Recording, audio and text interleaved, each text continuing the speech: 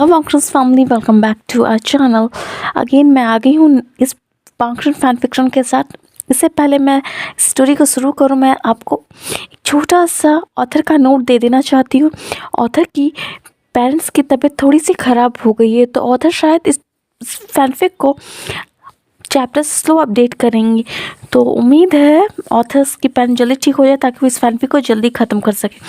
Author ने next chapter update किया था इसी के साथ, तो मैं आपको इस चैप्टर को एक्सप्लेन कर देती हूँ। तो चलिए स्टार्ट करते हैं। जिसे भी स्टोरी समझ में नहीं आ रही हो वो प्लीज़, काफ़ी दिन हो गए, आप पिछले वीडियोस को जाकर देख लेना, तो आपको ये फैनफिक बहुत अच्छे समझ में आएगी। तो आइए हम शुरू करते हैं। एक हफ्ते बाद, इन सारी चीज़ों के होने के एक हफ्ते बाद उन लोगों की क्लास स्टार्ट हो जाती है। पहली क्लास उन्हें स्वॉर्ड फाइट के लिए ही बोली जाती है। जब स्वॉर्ड फाइट होती है तब वहाँ विंग लांसन, जिन जूशन, जिस रूठवान मैंग गया, जिसे हम लोग जिन गुआंग क्याओ के नाम से भी जानते हैं, दूसरी तरफ लानजान के बड़े भाई लानचान, नी मंजे, नी हुसैन खड़े थे। बीचों बीच दो लोगों की फाइट चल रही थी जिनका नाम जिन जूशन और विवुशियान है। जैसा कि हम सब जानते हैं, विवुशियान एक गेर है, लेकिन कोई भी विवुशियान को कम नहीं आंक सकता था, क्योंकि विवुशियान हमेशा इस चीज़ में बहुत माहिर था। उसकी स्वॉर्ड फाइट ना जियांग क्लान से बिलोंग करती थी और ना ही वो अदर क्लान से मिलती थी। उसने अपनी स्वॉर्ड फाइटिंग का तरीका खुद में डेवलप किया था, जो काफ़ी ज़्यादा मज़ेदार और अच्छी थी। उसने दो ही बार में उसने अपने अपोनेंट की तलवार गिरा दी, और ये बहुत मुश्किल ही होता था कि विवुशियान से कोई भी स्वॉर्ड फाइटिंग में जीत सके। उसके बाद फाइटिंग की बारी किसी और की नहीं, खुद जियांग क्लैन के snow tiger prince Jiang Chang की आती है। जियांग चैंग आते ही अपने स्वॉर्ड को निकाल लेता है। उसके स्वॉर्ड में बहुत चमक थी। उसकी स्वॉर्ड पहली बार विंग की स्वॉर्ड से जाके टकराती है, और उन दोनों की स्वॉर्ड टकराने भी बहुत ज़बरदस्त आवाज़ होती है। वो दोनों स्वॉर्ड फाइट कर ही रहे होते कि अगले ही पल लैमजैन की नज़र जाती है विंग के वेस्ट पे। विंग का वेस्ट का बेल्ट खुला था।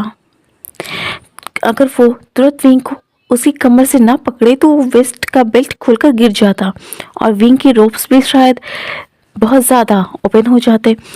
लांसा ने तुरंत विंग को उसकी वेस्ट से पकड़कर अपनी तरफ खींचा और विंग को टाइटली पकड़ लिया और उसे अपने अंदर छुपा लिया, मानो जैसे कि वो बहुत कीमती चीज़ छुपाने की कोशिश कर रहा। और दूसरे ही पल वो विंग को अपनी बाहों में लेकर वहाँ से चला जाता है। वहाँ खड़े सभी लोगों को कुछ भी समझ में नहीं आता। इसी के साथ स्वॉर्ड फाइटिंग की क्लास खत्म हो गई। जब ये बात ग्रैंड मास्टर लान के कानों में गई तो वो शॉक हो गए कि उनका नेफ्यू ग्रेट हंगवन जून डिसिप्लिन हेड ऐसा कैसे कर सकता है, वो भी स्वॉर्ड फाइट के बीचों बीच। वो उसी वक्त लानसान को बुलाते हैं और कहते हैं जेवजन को, तुम देखो बाकी सब क्या कर रहे हैं, हमें नेक्स्ट क्लास की भी प्रिपरेशन करनी। नेक्स्ट क्लास म्यूज़िक क्लास होने वाली थी। म्यूज़िक क्लास अभी से ठीक 2 घंटे बाद होने वाली थी। लानजान अब विंग को उसके कमरे में ले जाने की बात बहुत डांटता है कि तुम्हारा ध्यान कहाँ था। तब विंग को ध्यान आता, शायद ये उस वक्त हुआ होगा जब वो जियांग चान से अपनी फाइट में अपने आप को डिफेंस करने की कोशिश कर रहा होगा, और शायद उसकी तलवार उसके कपड़ों में बजने की बजाय उसके बेल्ट में बज गई हो। विंग अपना सर नीचे करके कहता है सॉरी। तब विंग को एक आइडिया आता है कि वो लांजान को टीज कर सकता है। तब विंग लांजान के पास जाकर बैठता है और कहता है, मुझे पता है तुमने ऐसा क्यों किया लांजान, नॉटी। तुम ये चाहते थे ना कि ये तुम सिर्फ तुम देखो और कोई नहीं। क्या तुम्हें ये देखकर अच्छा लगा? क्या तुमने जो देखा वो तुम्हें पसंद आया? लांजान विंग को कहता है शेमलेस, और वो वहाँ से चला जाता है। बाहर निकलते ही वहाँ एक लैंड डिसाइपल आता है और कहता है, यंग मास्टर लैन, आपको ग्रैंड मास्टर लैन ने बुलाया है। वांग जी उसी वक्त वहाँ से निकल जाता है। जब वो अपने अंकल के सामने पहुँचता है तब वो फील्ड में थे और सारे बच्चे उनके सामने बैठे हुए थे। घुटनों पे। उन्हें समझ में नहीं आ रहा था कि उन्होंने ऐसा क्या कर दिया है कि ग्रैंड मास्टर लान खुद उन्हें पनिश कर रहे हैं। तभी वांग जी उनके सामने जाकर वो करता है और कहता है, क्या हुआ अंकल? तब अंकल भी कहते हैं वांग जी को कि तुम भी नील डाउन करो। वो रूट्स ऑफ वॉल के सामने नील डाउन किए हुए था। अब लैंजन को भी नहीं पता था उसने ऐसा क्या कर दिया कि उसे नील डाउन करने की ज़रूरत पड़ गई। तभी ग्रैंड मास्टर लैन की कड़कती हुई आवाज़ आकर कहती है बिजली की रफ्तार में, मुझे अभी क्लाउड रिसर्च के बैक माउंटेन्स में काफ़ी सारे एम्पस माइल्स के जार मिले। किसने पिए हैं? लैंसन के दिमाग में बस एक ही नाम आता है, विंग। उसकी आंखों के सामने एक ही चेहरा आता है, विंग। सारे हेड डिसेबल्स ने अपना सर नीचे झुकाया हुआ था क्योंकि उन्हें पता नहीं था कि ये किसने किया। इतनी सारी वाइन्स की बोतल उस जगह पे किसने ला दी और कितने कितने लोगों ने उतनी सारी वाइन्स की बोतल ख़त्म कर दी, क्योंकि इतना पीने का स्टैमिना किसी में नहीं था जितना वो अकेले पी सकता था। लेकिन इतने सारे बॉटल्स को देख के ग्रैंड मास्टर को ऐसा लगा जैसे कि यहाँ काफ़ी सारे लोगों ने वाइन की पार्टी की है, पर किसी को ये नहीं पता था कि ये सारे जार्स खाली करने वाला सिर्फ एक ही पर्सन है जो इतना ज़्यादा ड्रिंक करने के बाद भी वो टल्ली नहीं हो सकता है। दूसरी तरफ उसके छोटे नेफ्यू के दिमाग में सिर्फ उसी का नाम चल रहा था और हमें नहीं पता था कि पीछे से कोई आ भी रहा है अपने धीरे धीरे कदमों की आहट के साथ। विवजियन पीछे से आ रहा होता है। जब वो सुनता है ग्रैंड मास्टर लैन एम्प्रेस स्माइल्स की जॉ की बात कर रहे हैं, वो बिल्कुल शॉक हो जाता है कि उसने उसे अच्छे से छिपाया था, फिर ग्रैंड मास्टर लैन को कैसे मिल गया। दूसरी तरफ सारे डिसिपल्स, हेड डिसिपल्स सब बैठे हुए थे अपने घुटनों पर वॉल ऑफ रूल्स के सामने। तभी वहाँ विवजियन को देख के ग्रैंड मास्टर लैन कहते हैं, तुम भी अपने घुटनों पे आओ। विंग शॉक हो जाता है और वो भी जाकर घुटनों पे बैठ जाता है। तभी जियांग चैंग उसकी तरफ घूर कर देखता है और वो अपनी आंखों से ऐसा इशारा करता है जैसे कि बस ये पनिशमेंट खत्म हो और वो विवजियन की दोनों टांगें तोड़ दे।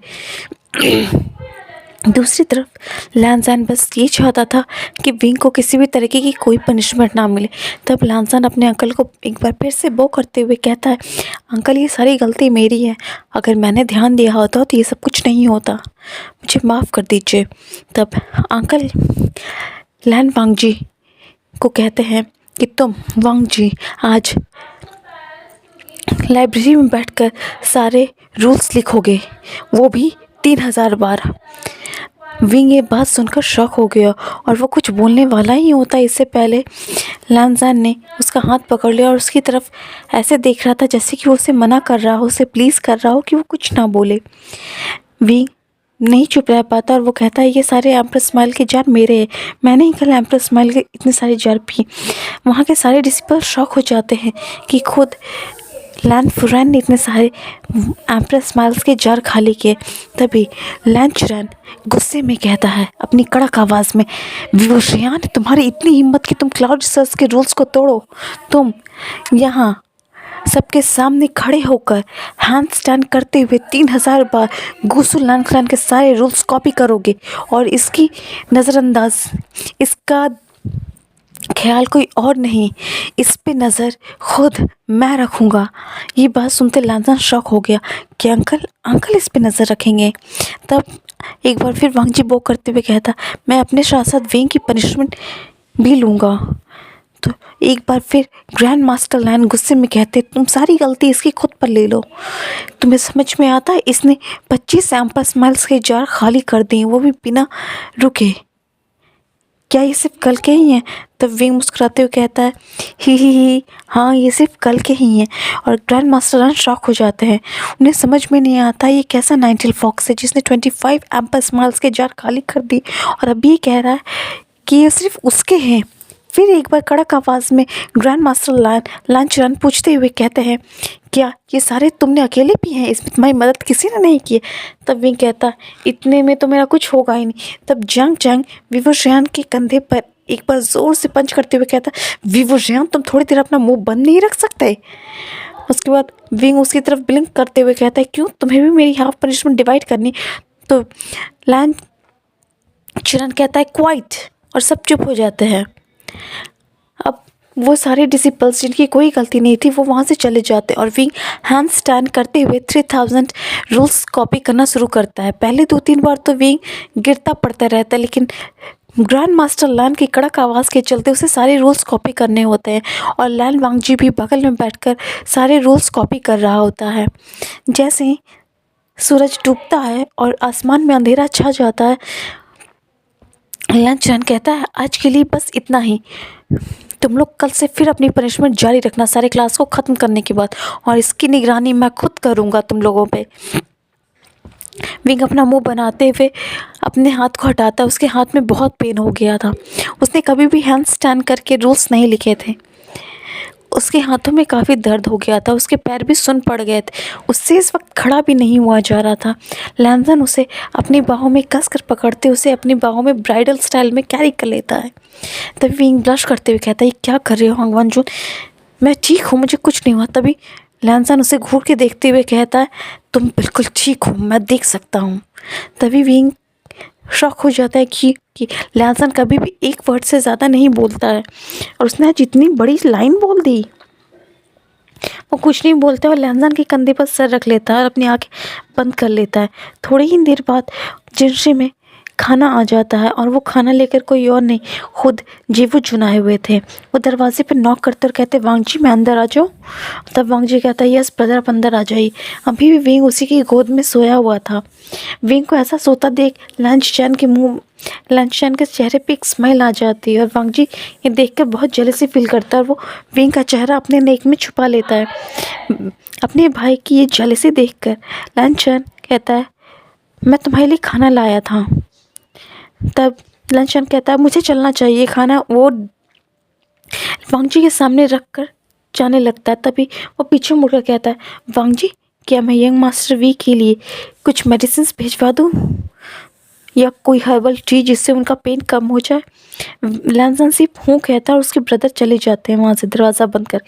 लैंसन को बहुत अजीब लगता है जब उसे ये समझ में आता है कि उसके ब्रदर उससे ओपन बुक की तरह पढ़ सकते हैं। वो अपने ब्रदर के लिए खुली किताब की तरह है, जबकि उसके चेहरे पे कोई एक्सप्रेशन नहीं है, फिर भी उसके ब्रदर उसे आराम से पढ़ सकते हैं। इसी के साथ फ्रेंड्स मैं आज का ये पार्ट यहीं स्टॉप करती हूँ। आई होप आपको ये पार्ट बहुत पसंद आए। अगर आप मेरे चैनल पर न्यू हो तो मेरे चैनल को सब्सक्राइब कर लेना। अगर आपको मेरे वीडियोस पसंद आते हैं तो लाइक कर देना।